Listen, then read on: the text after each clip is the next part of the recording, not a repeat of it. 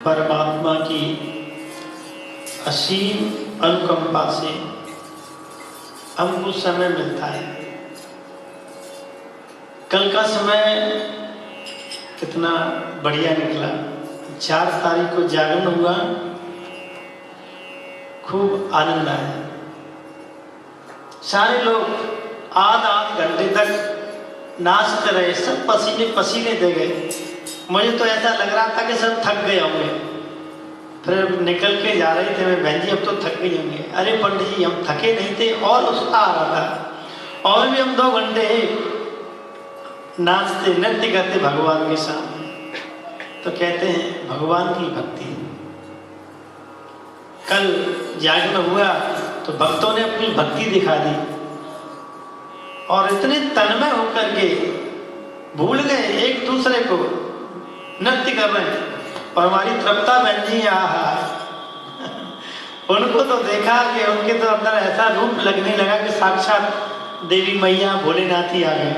एक बार तो ऐसा लगा कि नृत्य करते करते वो गिरी, ऐसा भाव विभोर हो गया। तो ऐसा भाव होना चाहिए, और भाव से शून्य जब मानव हो जाता है तो सब बिगड़ जाता है। कल जागरण हुआ, बहुत अच्छा हुआ। तो कहते हैं कि देखिए ये पुण्यात्मा होते हैं, एक होता है पापात्मा, एक होता है पुण्यात्मा। इसमें पुण्य हम करते हैं, पुण्य करते करते भी हमें कोई अगर त्रुटि हो जाती है तो वो पुण्य बेकार हो जाता है। और पाप तो है ही, पाप करेंगे तो पाप बढ़ेगा ही। पाप का नाम भी बुरा है। तो बनारस काशी विश्वनाथ की बात है। काशी विश्वनाथ की भगवान भोलेनाथ का मंदिर है। वहाँ जो पंडित जी पूजा करते हैं, विधि से भगवान भोलेनाथ की पूजा करते थे। और भाव ऐसा था, मंत्र बोलते थे, मंत्र बोलते बोलते भगवान उनके ध्यान में आ जाते हैं, और ध्यान में आते, स्वप्न में आते। समय निकल गया। और ध्यान देना, भगवान भोलेनाथ काशी विश्वनाथ, भगवान की लीला अनंत है, और भगवान की उम्र का कोई पता नहीं कर सकते। हमारे कितने जन्म हो गए होंगे, या 11 साल 8-8 साल पुरानी, 800 साल पुरानी चीजें भक्तों की, तो हमारे कितने जन्म हो गए होंगे। और हो सकता है उस वक्त हम ही वही होंगे, क्या पता। प्राणी जब जन्म लेता है, जन्म लेने के बाद कितने रिश्ते बनते हैं, और कितने जब रिश्ते बनते हैं और रिश्तों में वो कहाँ कहाँ जाता है, कितने अपने होते हैं, कितने पराये हो जाते हैं। काशी विश्वनाथ मंदिर में कितने लाखों करोड़ों लोग दर्शन करके गए, किसी मुक्ति हुई, किसी का कल्याण हुआ और किसी का नहीं हुआ। मंदिर में हम कभी गिनती नहीं कर सकते। जब से ये मंदिर बना है कितने लोग दर्शन कर गए होंगे, कितने चले गए होंगे, और कितने आएंगे, कितने नए बढ़ेंगे, कितने पुराने जाएंगे। ये तो परंपरा है, और जीवन की ये परंपरा चलती रहेगी, ये चक्र है। उसी मंदिर में बहुत लोग आते हैं, दर्शन करके जाते हैं। तो एक दिन वो पंडित जी को स्वप्न हुआ। पंडित जी को स्वप्न में कहा कि काशी में इस मंदिर के पास मेरे पास सारे विद्वानों को बुलाओ, और सारे विद्वानों को बुला करके बिठाओ, सत्संग करो, कीर्तन करो। ऐसा स्वप्न हुआ। अब स्वप्न जब हुआ तो ब्राह्मण देवता ने क्या किया,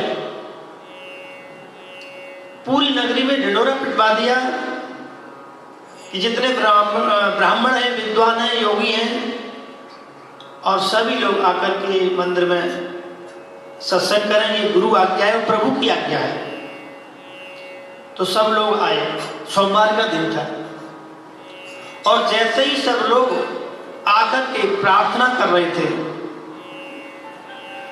कि गिरीशं गणेशं गले नीलवर्णं गवेन्द्रादिरूढं ज्योतिरूपम भवं भास्वरं भस्मनाभूषितांगं भवानी कलत्रे भजे पंचवक्त्रं भवानी कलत्रे भजे पंचवक्त्रं।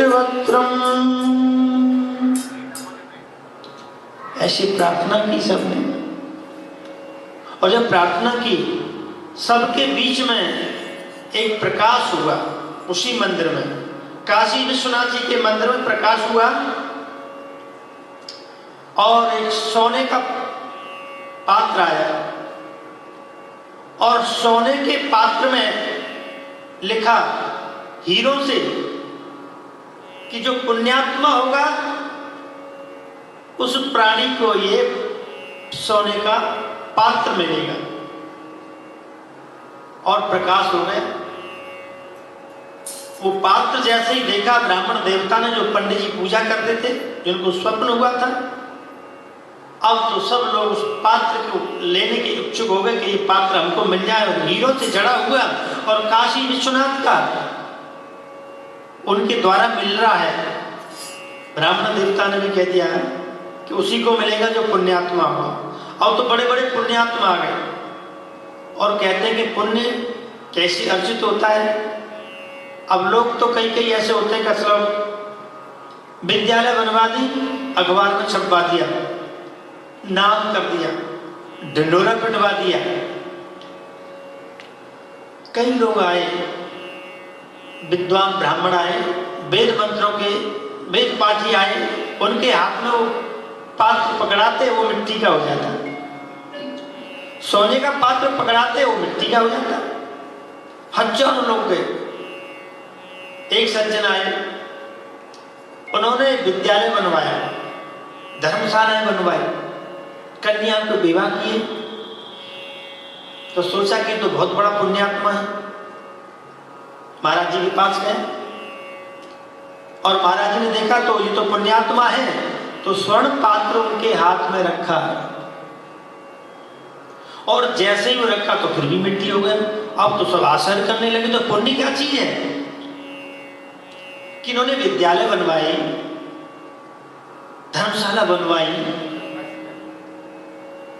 अब जैसे ही पूछा, ब्राह्मण देवता ने बताया कि देखो भैया, आपने विद्यालय बनवाया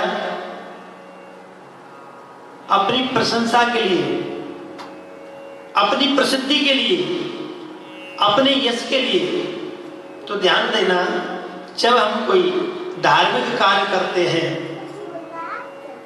धार्मिक अनुष्ठान करते हैं, सत्संग करते हैं, भजन करते हैं, पुण्य करते हैं, तो वो किसी को बताया नहीं जाता। अगर आपने अपना पुण्य बता दिया कि भैया हमने तो इतना दान दिया, तो बस गए गड्ढे में। अखबारों में छपवा दिया कि विश्वविद्यालय बनवाया है, समाचार पत्रों में निकल गया, टीवी पे निकलवा दिया। अब नाम बढ़ाई के लिए, यश के लिए, पद प्रतिष्ठा के लिए लोग अगर कार्य करते हैं तो सही मायने में वो पुण्यात्मा नहीं होते। वो ब्राह्मण देवता ने बताया कि देखो आपने विद्यालय बनवाया, सारे काम किए, लेकिन आपने अपनी पद प्रतिष्ठा मान सम्मान के लिए बनवाया, यशोगान किया, दान किया, उसका आपने यशोगान कर दिया। दान देने के बाद हम उसको 10 जगह गा रहे।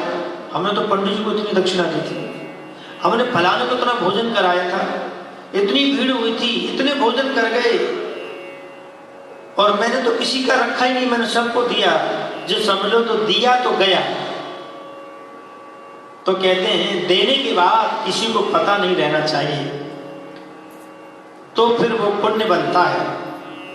और आजकल होता क्या है, पुण्य है जब प्राणी करता है तो 10 जगह गा देता है, फिर वो पुण्य लेवल में हो जाता है, बराबर में हो जाता है, फिर उसको फल नहीं मिलता है। अक्सर करके यही हो रहा है। अच्छे लोग कार्य करते हैं, लेकिन उनको अंदर ये भाव नहीं रहता कि मैं ये गान कर रहा हूँ, उस गान में मेरा सब कुछ चला जाता है। तो ब्राह्मण देवता ने खूब समझाया कि देखो आपके हाथ में भी ये मिट्टी का पात्र हो गया। अब और भी लोग आए, सब लोग आए, लेकिन वो स्वर्ण पात्र जिसके हाथ में जाता वो मिट्टी का हो जाता है। और आजकल भी देखो लोगों का भरोसा भी नहीं है। और आजकल जीव जंतुओं को भी देख लो, चूहे हैं, चूहे बड़ी खतरनाक हो गए। किसी कवि ने लिखा है जैसे मानव होता है भाव से शून्य, और जब शून्य हो जाता है और अहंकार करता है, भाव से शून्य होता है, तो उसके अंदर विष भरा है। कि आजकल के चूहों में भी विष भरा, कि आजकल के चूहों में भी विष भरा, सांप को देख करके गरुड़ भी डर गया, सांप को देख करके गरुड़ भी डर गया। देखिए सामने जो सर्प है पड़ा, देखिए सामने जो सर्प है पड़ा। मानव की संज्ञा कवि ने कैसी दी है? देखिए सामने जो सर्प है पड़ा, आदमी को ढसा वो स्वयं मर गया, आदमी को ढसा वो स्वयं मर गया। तो भाव से शून्य हो गया। तो विषैले जीव जंतु नहीं है, अब जीव विषैला मानव हो गया है।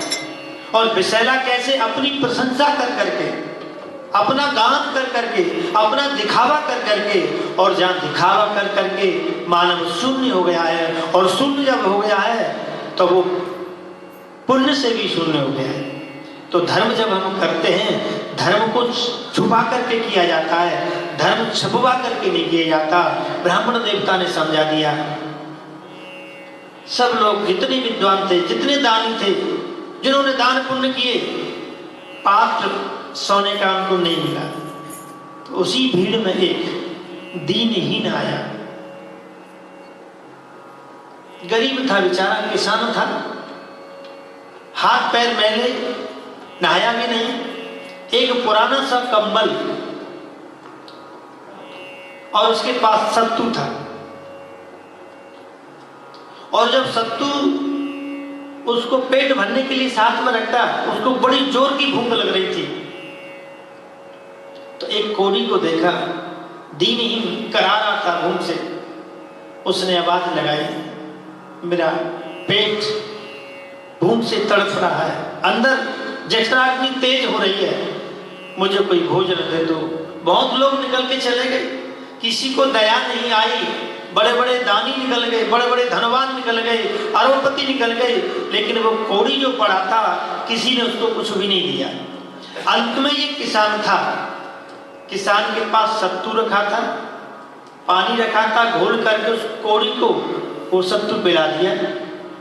और वही किसान को पता चली कि काशी विश्वनाथ मंदिर में सब लोग इकट्ठे हैं, और जो पुण्यात्मा है और जो सोने का पात्र उसी को मिलेगा, भगवान भोलेनाथ ने दिया है, हीरों से जड़ा हुआ जो पुण्यात्मा उसी को मिलेगा।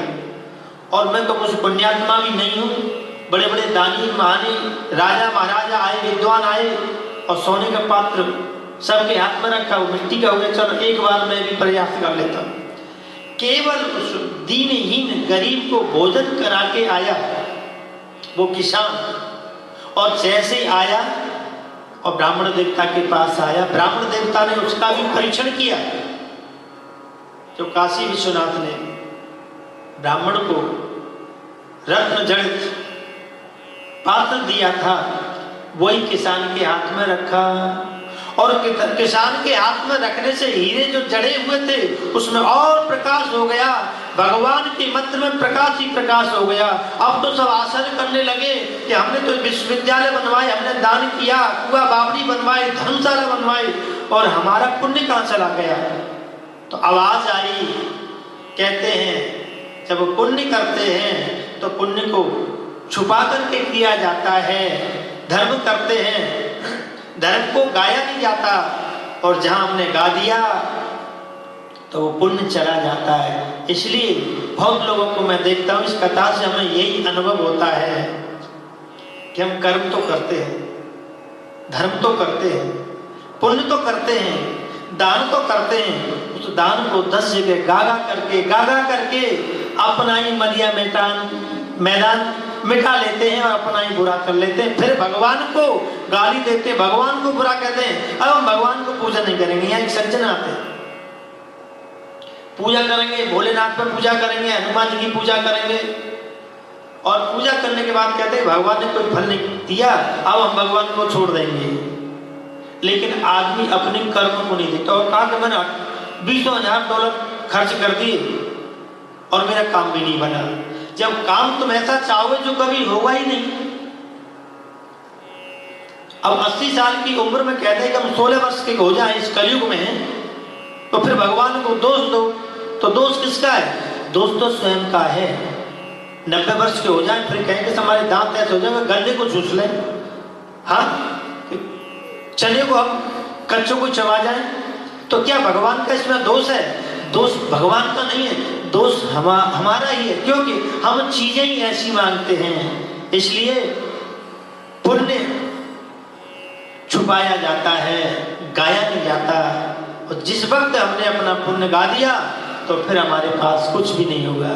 इसलिए कहते हैं जीवन है बेकार प्राणी माने ना, जीवन है बेकार प्राणी माने ना, जीवन है बेकार प्राणी माने ना।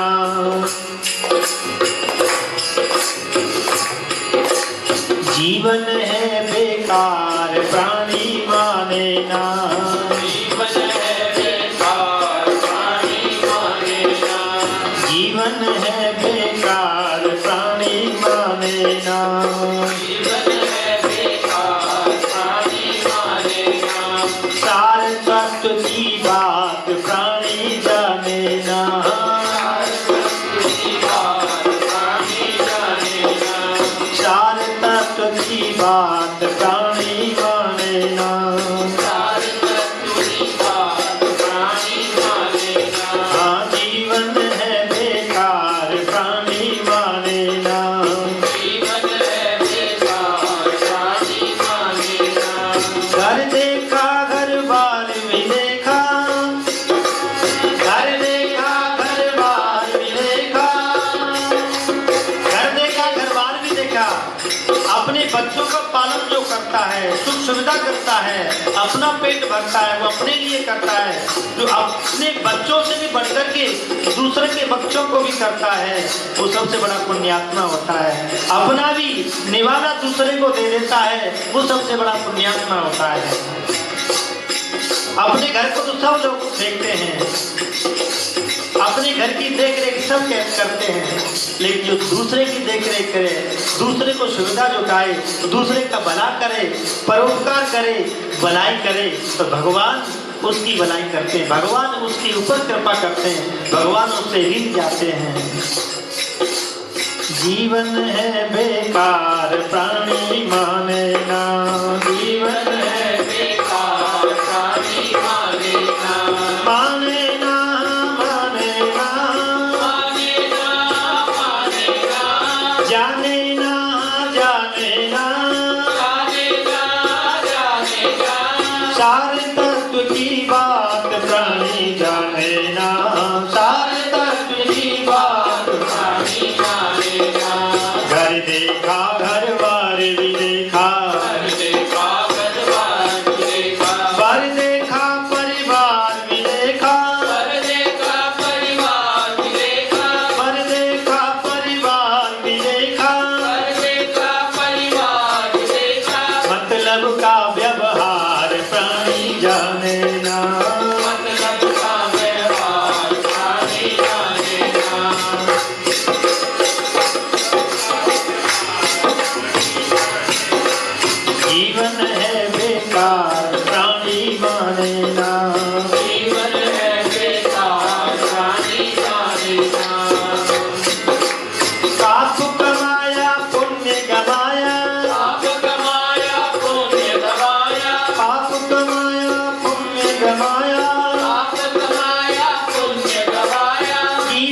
का कुछ अर्थ न पाया, जीवन का कुछ अर्थ न पाया, जीवन का कुछ अर्थ न पाया, जीवन का कुछ अर्थ न पाया। कर्म किया व्यापार प्राणी माने ना, कर्म किया व्यापार प्राणी माने ना, माने ना माने ना, माने ना माने ना, माने ना माने ना, माने ना माने ना। जीवन है बेकार प्राणी माने ना, जीवन है बेकार प्राणी माने ना। अपने अपने घरन की, अपने अपने घरन की सब काहू को पी, जिन्हें पीर सब घरन की, सोही है रघुवीर। जीवन है बेकार प्राणी माने ना, जीवन है बेकार प्राणी माने ना, जीवन है बेकार प्राणी माने ना, जीवन है बेकार प्राणी माने ना। सार तत्व की बात प्राणी जाने ना, चार तत्व की बात प्राणी जाने ना। प्रभु को आके भूल गया, प्रभु आके भूल गया, प्रभु को आके भूल गया, प्रभु को आके भूल गया।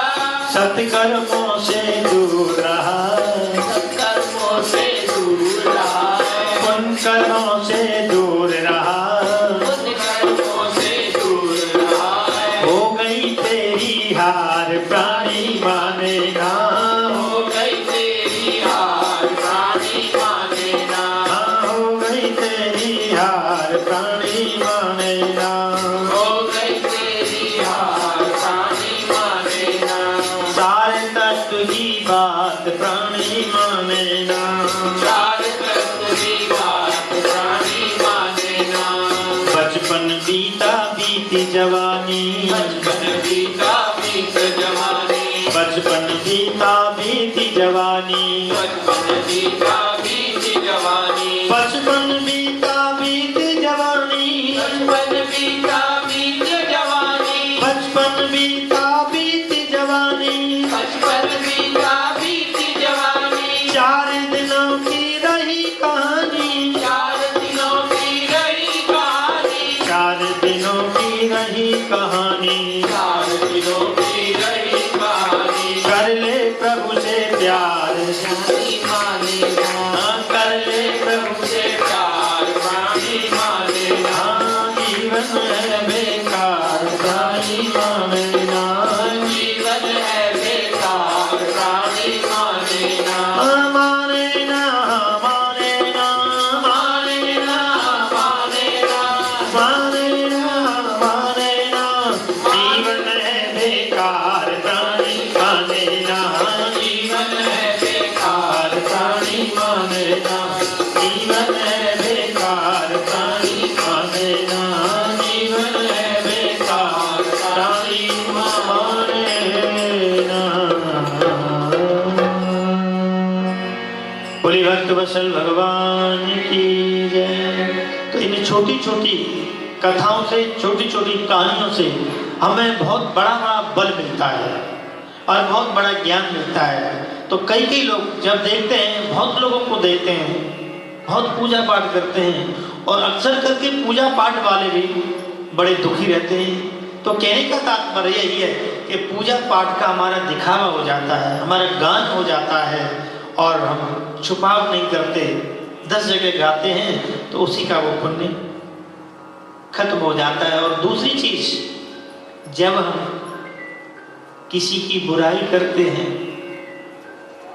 बहुत सुंदर कथा है, मैं तो छोटे भी बता देता हूँ 5 मिनट में ही, कि जब हम किसी की बुराई करते हैं तो बुराई का पूरा पुलिंदा उस प्राणी का हमारे अंदर आ जाता है।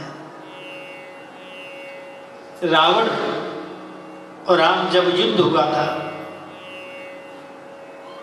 तो भगवान रावण को जब मार रहे थे, लास्ट समय चल रहा था, विभीषण बगल में खड़े थे, बार बार पूछते मरते क्यों नहीं, रावण क्यों नहीं मरता। और फिर जैसे ही विभीषण जी ने पूछा, प्रभु रावण को मार क्यों नहीं रहे,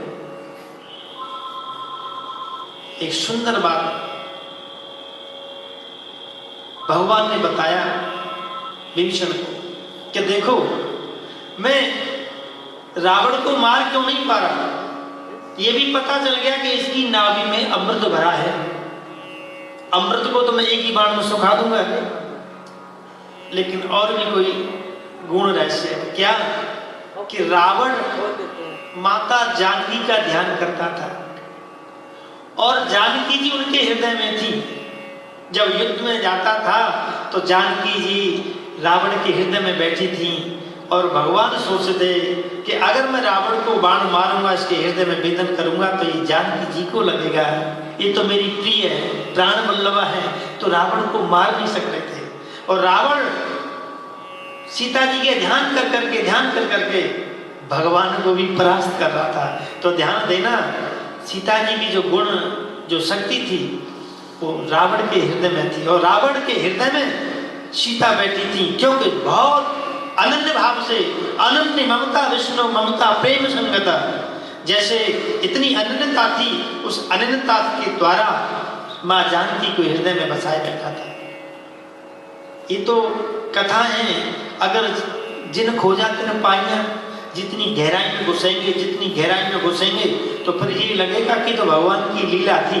भगवान ने तो एक लीला की थी कि संसार के मानवों को ज्ञान देने के लिए कि भगवान 14 वर्ष वन में गए हैं परमात्मा होकर के, वो तो सारी एक क्षण में ही लीला को समाप्त कर देते, क्योंकि ये मानव बनकर के आए और मानव पे अगर जीवन में कोई कष्ट आए तो इस कष्ट को मेरी कथा सुन करके इस व्यथा को दूर कर ले, इसलिए ये प्रभु ने लीला की थी। तो कहते हैं कि जब हम किसी के अच्छे पुरुष का ध्यान करते हैं, संत पुरुषों का ध्यान करते हैं, सत्संग की चर्चा करते हैं, कथा की चर्चा करते हैं, तो वो ही भाव हमारे हृदय में आ जाते हैं।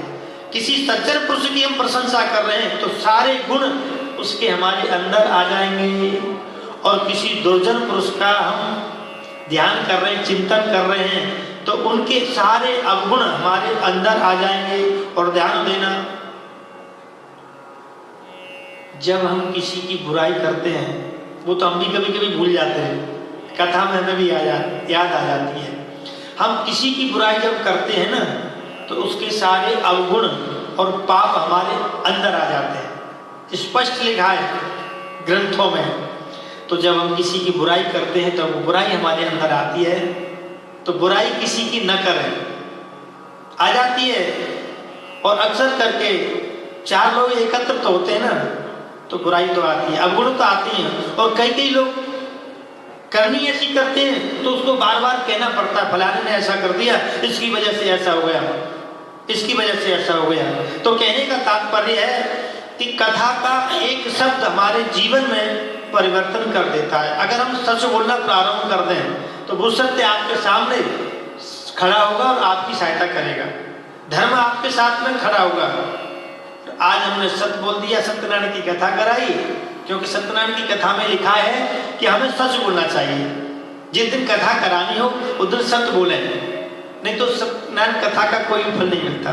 अब लोग सत्यनारायण की कथा पे बैठे हैं और सत्यनारायण की कथा पे कह रहे हैं कि मैं घर से बाहर हूँ और कथा सुन रहे हैं। तो कहने का तात्पर्य यही है कि कथा हम सुनते हैं, चीजें सब करते हैं, लेकिन उसका मनन नहीं करते, उनका चिंतन नहीं करते, और भाव में अगर हम कार्य करते तो हमारा जीवन धन्य होता है।